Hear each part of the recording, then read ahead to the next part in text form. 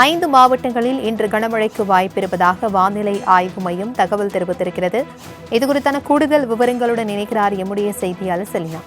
Selena, எந்தெந்த மாவட்டங்களுக்கு கனமழை எச்சரிக்கை விடுக்கப்பட்டிருக்கிறது? விவரங்கள். தென்மேற்கு வங்கக்கடல் மற்றும் அதனை ஒட்டி இருக்கக்கூடிய தென்கிழக்கு வங்கக்கடல் பகுதியில் ஒரு வளிமண்டல கீழடுக்கு சுழற்சி என்பது நிலவுகிறது. இதன் காரணமாக இன்று தமிழகத்தில் மயிலாடுதுறை, தஞ்சாவூர், நாகப்பட்டினம், திருவாரூர், புதுக்கோட்டை மற்றும் காரைக்கால் ஆகிய பகுதிகளில் இன்று கனமழைக்கான வாய்ப்பு இருக்கக்கூடும் என்று சென்னை வானிலை ஆய்வு மையம் தெரிவித்திருக்கிறது. நாளை மயிலாடுதுறை, தஞ்சாவூர், திருவாரூர், நாகப்பட்டினம், புதுக்கோட்டை மற்றும் காரைக்கால் ஆகிய பகுதிகளை பொறுத்தவரையிலும் நாளை கனமழைக்கான வாய்ப்பு இருக்கக்கூடும் என்று தெரிவித்திருக்கிறார்கள். தமிழகத்தில் இன்று தொடங்கி அடுத்து வரக்கூடிய 15ஆம் தேதி வரையிலுமே கனமழைக்கான வாய்ப்பு இருக்கக்கூடும் என்றும் 16, 17 ஆகிய தேதிகளில் லேசானது முதல் மிதமான மழைக்கு வாய்ப்பு இருக்கக்கூடும் என்றும் தெரிவித்திருக்கிறார்கள். சென்னை மற்றும் புறநகர் சென்னையை பொறுத்தவரையிலும் வானம் ஓரளவு மேகமூட்டத்துடன் காணப்படும்.